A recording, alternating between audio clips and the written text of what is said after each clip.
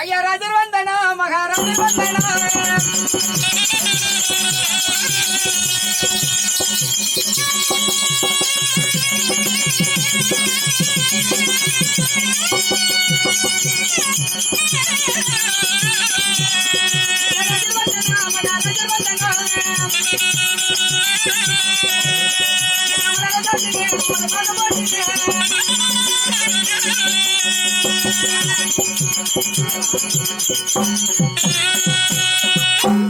மகாராஜா ஜெயகாமிகள் யானாகிய சேவகன் உமது திருவடி கமல்களுக்கு அநேக கோடி வந்தனம். எழுது கதிரோன் என்ற சூரியன் கிழக்கு முகமாக உதிக்கின்ற வரையில் அகட விகட ராயன் பப்புனாகவே வாழக்கடவது. ஏன் விடிஞ்ச பின்னாடி இப்பொழுது அரிதாரத்தோடு இருக்கிறாய்.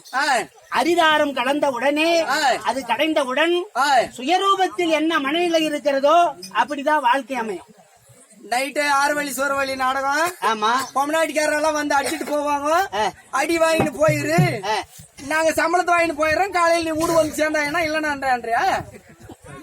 மனம் கொண்டது. அதாவது மனம் எப்படி இருக்கிறதோ அப்படிதான் வாழ்க்கை அமையும். தெரியுதா? எவ்வளவு அழகான சபை பார்த்தாயா? எவ்வளவு அமைதியாக இருக்கிறது. எந்த அமைதியை இதற்கு முன்னால் நான் எங்கோ பார்த்திருக்கிறேன். இங்கதான் பார்த்திருப்பேன். இல்ல, நான் யார் என்பதை தெரிவித்து விட்டு பிறகு அதற்கு விளக்கம் கொடுக்கிறேன். ஆகிட்டுங்க.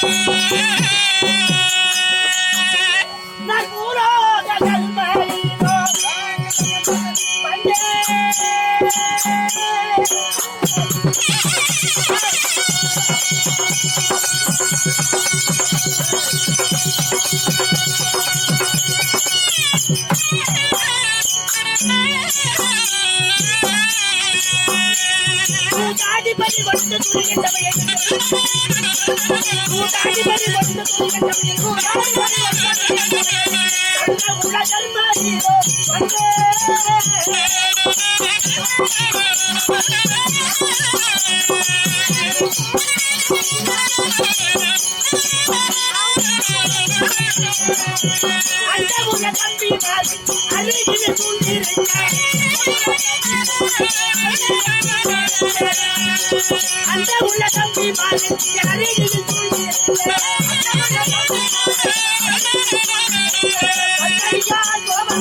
பக்கத்தில் அவர்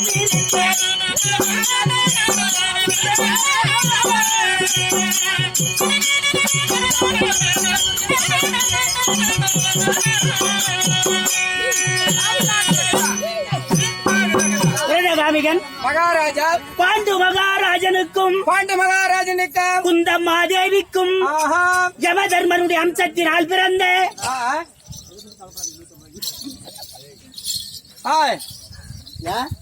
சொல்லு. பாண்டு மகாராஜனுக்கும் குந்தம்மாதேவிக்கும் யமதர்மனுடைய அம்சத்தினால் பிறந்த நானோ தர்மபுத்திரன். எனக்கு அதுல ஒரு சந்தேகங்க. என்ன சந்தேகம்? உங்க அப்பா பாண்டு மகாராஜே. ஆமா. உங்க அம்மா குந்தம்மா தேவி. உண்மை. யம வந்து உங்க அம்மாள் அமர்த்துற வரைக்கும் எப்பம் கொப்பம் கிழங்கு புடங்க போயிருந்தானா? எப்படி அப்படியே? உங்க அப்பா பாண்டு மகாராஜே. சந்தேகமே இல்ல. உங்க அம்மா குந்தம்மா தேவி. உண்மை. யம வந்து உங்க அம்மாள் அமர்த்துற வரைக்கும் கொப்பம் கிழங்கு புடங்க போயிருந்தானா? அப்ப எங்க அம்மால யார் யார் அமர்த்தினாங்கன்னு நான் வந்து சொல்லுவேனா? நீ தானா சொன்ன? அறிவுக்கு சொந்தமில்லாதவனே. அப்படி அல்லடா பொருள். பாண்டு மகாராஜனுக்கும் குந்தம்மா தேவிக்கும் யமதர்மனுடைய அம்சத்தினால் அருளினால் அணுகிரகத்தினால் பிறந்தவன். அப்படி தெளிவா சொல்லுங்க. எங்க அப்பா பாண்டு மகாராஜா, எங்க அம்மா குந்தம்மா தேவி. யம வந்து அமர்த்தனால நான் வந்துட்டோம்.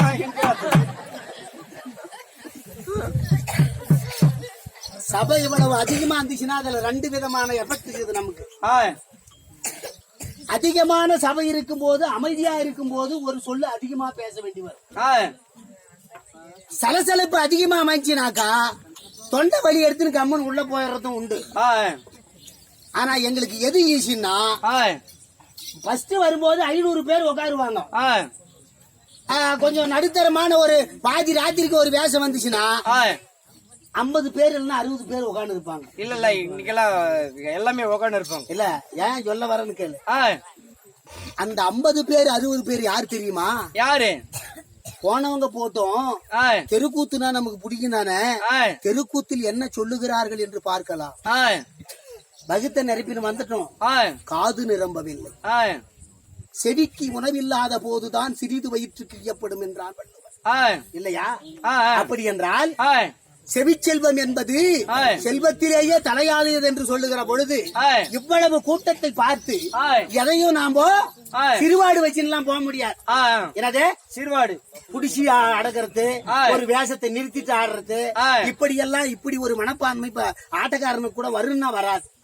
காரணம் என்னவென்று கேட்டால், கருவோடு திருவில்லை, கடவுள் செய்த அருள் இல்லை, இது குருவோடு வந்த தமிழ் என் குடும்பத்து பொருள் இல்லை. இதை நான் தூக்கின்னு ஓட்டுல தூக்கின்னு போய் வச்சு இருக்க முடியாது. மேடையிலே ஏறிவிட்டால் கலா மேடையிலே நடனம் புரிகிற ஒரு கலைஞரின் கால்களின் நடனத்தை காட்டிலும் அதை கண்ணுற்று பார்க்கிற கல்வியை கற்ற கணவான்களின் கண்களின் நடனம் என்று சொல்லுவார்கள். நீ சலங்கை கட்டின 1008 ரசனையோடு ஆடலாம். அந்த ரசனையை அந்த பாதங்கள் எப்படி அசைக்கிறது, அந்த விரல்களினுடைய நடனம் எப்படி நளினமாக்கப்படுகிறது என்று கருவிழிகள் அங்கும் இங்கும் அசந்து அசந்து பரதநாட்டியம் போல ஆடுகிறதே, அந்த கண்களில் நடனம் தாண்டா உன் காலை விட பெருசு. அப்படி என்றால் அப்பேறுபட்ட ஜனரஞ்சகமுடைய அத்தனை ரசனையும் உள்ள ரசிக பெருமக்கள் அமர்ந்திருக்கிற சபையிலே நான் தர்மபுத்திர மகாராஜன் என்று சொல்லிவிட்டேனே. எவ்வளவு அமைதியான சபை இந்த சபையை. இதற்கு முன்னால் நான் எங்கோ கண்டிருக்கிறேன். எங்க? துரியோதனிடத்திலே ஆனை சேனை அத்தனையும் வைத்து நான் தொலைத்து விட்ட பிறகு 3,60,000 பேர்கள் அந்த பகடை ஆடுகிற இடத்திலே அமர்ந்திருந்தார்கள். எல்லாத்தையும் தொலைச்சிட்டு நிராயுதபாணியாக நான் எழுந்து நிற்கிற போது, அட பாவி மகனே, எல்லாத்தையும் இழந்துட்டிய, உனக்கென்று என்ன இருக்கிறது என்று பேசிக் கொண்டிருந்த ராஜாக்கள் 56 தேசத்து அரசர்கள் எல்லாம் வாய் மூடி மௌனத்தை செலுத்தினார்கள். அப்பேறுபட்ட மௌனத்தை நான் இங்கதான் பாக்குறேன். இல்லையா? அப்படி என்றால் ஐவர்கள் நாங்கள் பிறந்து துரியோதனாதிகள் என் பெரியப்பா மக்கள் 100 பேர். அப்படி என்றால் அப்படி 100 பேராக இருந்து விட்டாலும் சிறிய வயதிலே இருந்து இந்த மண்ணின் மீது துரியோதரன் ஆசை வைத்து நமக்குன்னு ஒரு பங்காளி இல்லதான் நினைச்சோம். 5 பேர் இருக்கிறாங்களே, இவங்களை எப்படி ஒழித்து கட்டுவது என்று சொல்லி நடக்கிற வழியிலே நச்சு முல்லை நாட்டினான். குளிக்கிற குளத்திலே கூரூசி நாட்டி பார்த்தான். உண்ணுகிற சாதத்தில் விசத்தையும் கலந்தான். படுக்கிற பாய்களில் பாம்புகளை கூட விடுத்து பார்த்தான். எம்பெருமானாகிய எம் மாமன் கண்ணனால் நாங்கள் உயிர் தப்பித்து வந்தோம். அப்படி இருக்கிற போது பெரியோர்கள் வீரர்கள் எல்லாம் பார்த்து ஆய். ஏ துரியோதனா, துரியோதனா. பாண்டவர்களை நிறைய நீ துன்புறுத்துகிறாய். ஆய். பாண்டவர்களை ஏதாவது துன்புறுத்தி அவர்கள் உயிருக்கு ஏதாவது நட்டம் ஏற்படுமானால் ஆய். பெரிய மனுஷனுங்க எங்களை தான் கேட்பாங்க. ஆய். இப்ப ஊர்ல கூட 2 பேர் அடிச்சுக்கினாங்கன்னா ஆய். பெரிய மனுஷனு கூப்பிட்டு கோளுக்காரரு இன்னும் மணிக்காரெல்லாம் அவங்க கூப்பிட்டு ஏப்பா என்னப்பா நீங்க எல்லாம் பெரிய மனுஷனா, ஆய். 2 பேர் சண்டை விடுறான் அதை பார்த்துன்னு நீங்க எல்லாம் பெரிய மனுஷன் இருந்தீங்க கேட்பாங்களா கேட்க மாட்டாங்களா? கேப்பான் கேப்பான். எங்களை தான் கேட்பாங்க. ஆய். உனக்கு இந்த மண்ணு மேல தான் ஆசை, ஆய். உனக்குன்னு ஒருத்தன் இல்லன்னா பரவாயில்ல, ஆய். ஒரு பங்காளின்னு ஒருத்தன் கேறான், ஆய். சரிபாக மாத்தான் பிரிக்கணும், ஆய். பாகத்தை பிரித்து விடும் என்று முடிவுக்கு வந்தார். ஆய். சும்மா சுண்ணாம்பு கல்லு வேட்டை எங்களுக்கு கொடுத்து விட்டு ஆய். பழைய அஸ்தாபுரியின் துரியோதனன் எடுத்துக்கொண்டார். ஆய். மாமன் பார்த்தாரு, ஆய். எம்பெருமான் ஆகி கண்ணன் ஆய். அத்தை மக்களுக்கு இப்பேற்பட்ட கரடு குருடான இடத்தை கொடுத்தா ஆய். அவங்க எப்படி வாழுவாங்கன்னு சொல்லி ஆய். வானுலகத்திலே இருந்து இருந்து விஸ்வகர்மா என்ற வேஷ்டிரி கூட்டில் வந்து ஆய். அந்த காண்டவ பிரசத்தம் என்று சொல்லக்கூடிய கல்லு மேடு உள்ள அந்த முள்ளான காட்டை ஆய். திருத்தி ஆய். இந்திர பிரசத்தமாக கட்டி ஆய். வானத்து தங்க பவனத்தை எல்லாம் கொண்டு வந்து ஆய். தாறுமாறாக தொங்க விட்டார் எங்க மாமன். ஆய். துரியோதனனுக்கு எங்க மேல சித்தப்பம்மக்கன்ற பாசம் இல்லாம இருக்கலாம், ஆய். ஆனா எங்களுக்கு ஆய். துரியோதனாதிகள் 100 பேர்கள் மீது பெரியப்பா மக்கள் என்ற பாசம் உண்டு. பாசம் இருக்குது. இந்த இந்திர பிரசத்த கட்டடத்தை திறப்பு விழா பண்றதுக்கு ஆய். நம்ம ஜாதி ஜனத்தை கூப்பிடணுமா இல்லையா? ஆய். துரியோதனாதிகள் 100 பேரையும் கூப்பிட்டோம். ஆய். ஏங்க அண்ணன் கர்ணா இன்னும் இருக்கிற அங்குதியாசாதிபதி கர்ணனை கூப்பிட்டோம், ஆய். ஜெகனி மாமனை கூப்பிட்டோம். ஆய். எல்லாம் வந்து பார்த்தாங்க. ஆய். சுத்தி பார்த்தவன் என்ன நினைச்சிருக்கணும்? என்ன நினைச்சான்? தீர்த்த யாத்திரை அனுப்பி பார்த்தேன், ஆய். அங்கே சாவாங்கன்னு பார்த்தேன், சாவல. ஆய். வாரணாவதம் என்ற இடத்திலே அரக்கு மாளிகை கட்டி பார்த்தேன், ஆய். அதுலயும் சாகல. ஆய். இப்படி எல்லாம் சாவாங்கடான்னு பார்த்ததுக்கு ஏதாவது கரடு முருடான இடத்தை கொடுத்ததுக்கு ஆய். இவ்வளவு பெரிய அழகான மாளிகை கட்டி வச்சுக்கிறாங்களே ஆய். என்று சொல்லி என்ன செய்தான் தெரியுமா? என்ன செய்யறா? தெரிவிக்கிறேன்.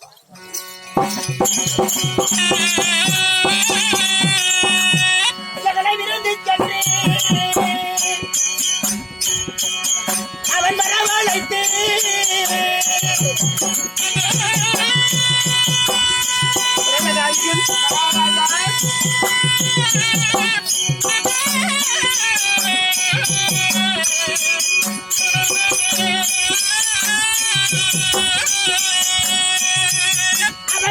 ஒன்று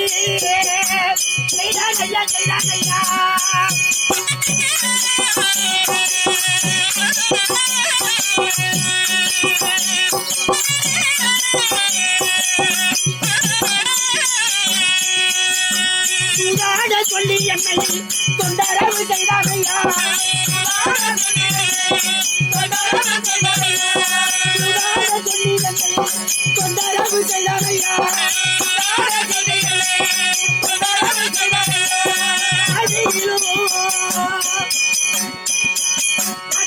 யாரே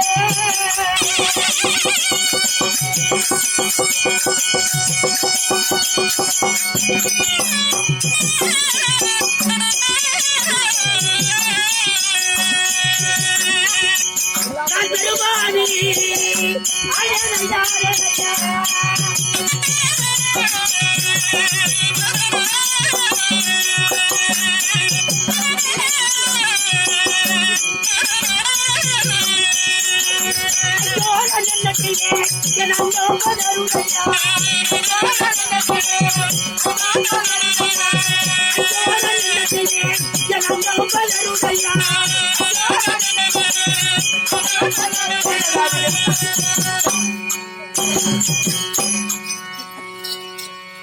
கட்டடத்தை சுத்தி பார்த்து நம்மளை கன நேரத்திலே புகழுவான் துரியோதனன் என்று எதிர்பார்த்தேன். ஆய்.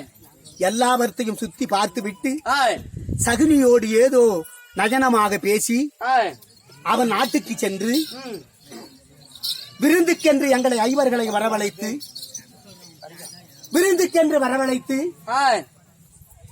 கொஞ்ச நேரம் நாங்கள் எல்லாம் அந்த விருந்துக்கு போய் சுத்தி கொண்டிருக்கிற போது போதி துரியோதனனும் சகுனியும் ஏதோ ரகசிய பாஷையிலே பேசினார்கள். ஏமா குழந்தை அழின்னு இது பாருமா, பச்சை மிளகாய் கிள்ளி வாயில வச்சு விடு. பச்சை மிளகாய் வச்சு என்ன பண்ண காரம் அடிச்சுன்னா கம்முனாயிருமாடா.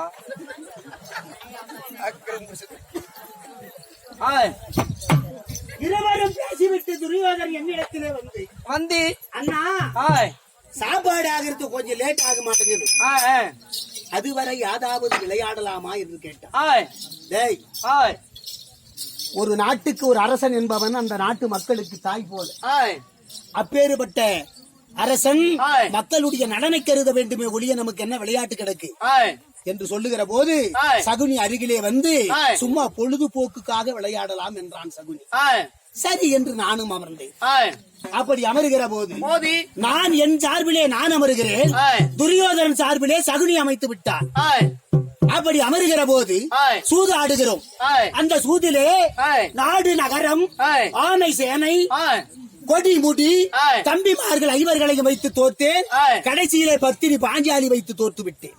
நீலாம் மனுஷனாப்பா, நீலாம் மனுஷனா? யா? ஏன் நீ எல்லாம் இன்னும் கொரோனா வந்து சாகாத கேற?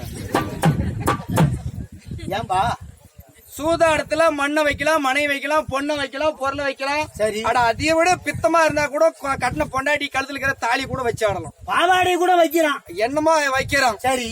ஆனா போய் பொண்டாட்டி வச்சு சூதாடி நிக்கிற நீ எல்லாம் ஏன் டவுன் பஸ் அடிச்சு சாவாத கேற? ஒண்ணும் அது அப்படி அல்ல. நீங்கள் நினைப்பது போல தருமன் பொறுமைக்கு வடிவான தருமன், கருத்ததே தண்ணீர் வெளுத்ததே பால், நாராயணன் பாதமே கதி இருக்கிற தருமன் இப்பேறுபட்ட செயலை செய்தானா என்று பல பேர் காரிமுயர் லெவல்ல என்ன கொடுப்பு விட்டுறாது. அப்படி அல்ல. முன்ன பண்டைக்கு வந்திருந்தா இந்த ஊருக்காரங்க முனியாப்பனுக்கு பலி போட்டு இருப்பாங்க. ஆனை சேனை கொடி முடி தம்பிமார்கள் எல்லாவற்றையும் தோற்றுவிட்ட பிறகு நான் என்ன யோசித்தேன் என்றால், எல்லாம் போயிருச்சு, ஆண்டவருடைய கிருபை என்பது நமக்கு ஒண்ணுமே இல்லையே, கண்ணனைத்தான நம்ம வணங்குறோம், அந்த கிருஷ்ண கூட நமக்கு துணவல்லையே என்று சொல்லி திடீர் என்று எனக்கு நினைவுக்கு எது வந்தது தெரியுமா?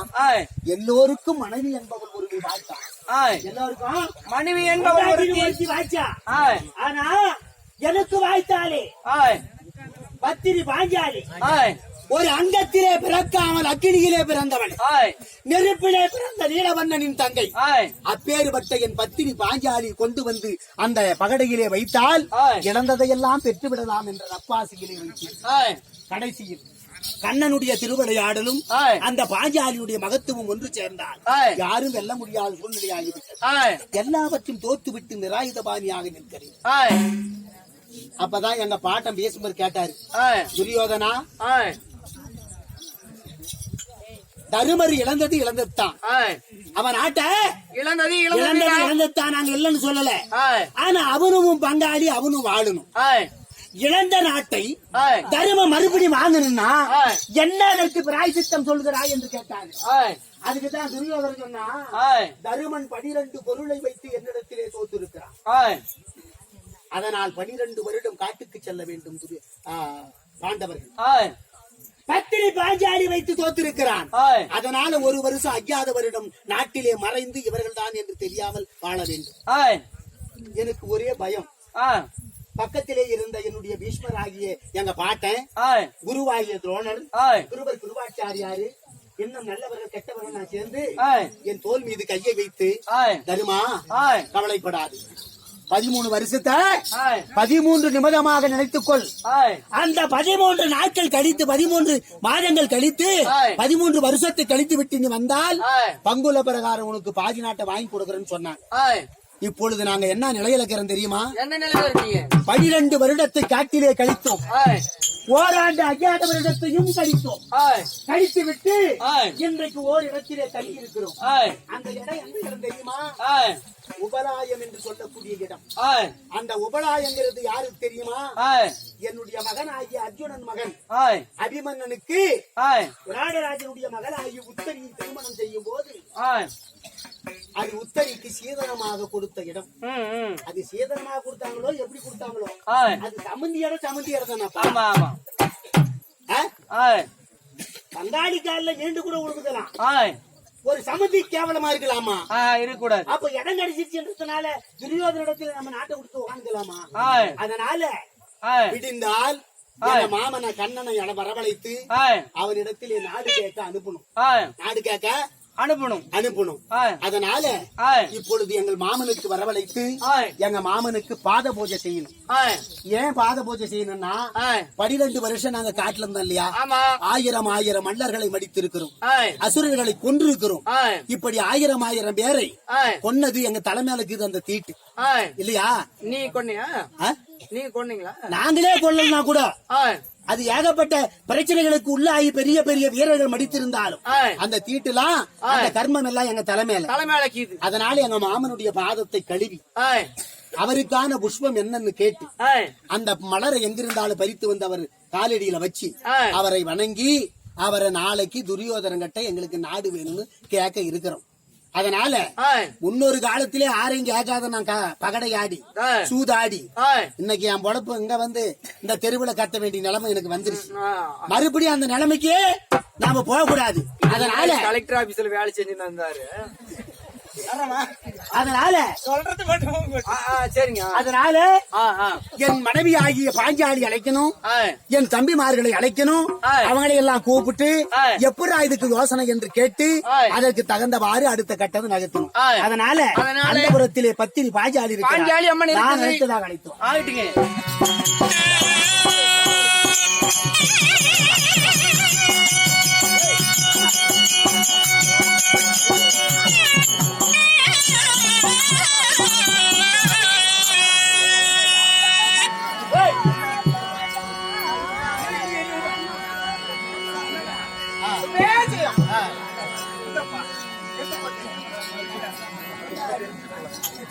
சுபேஜயம் நாட்டுக்கு நாடு மகாநாடு மச்ச நாட்டுக்கு ஒப்பான தாய் திரு பொன்னாடாக விளைவரக்கூடிய இதே பிளாக்குட்டை மாநகரில் வாழ்ந்து வரக்கூடிய அருமை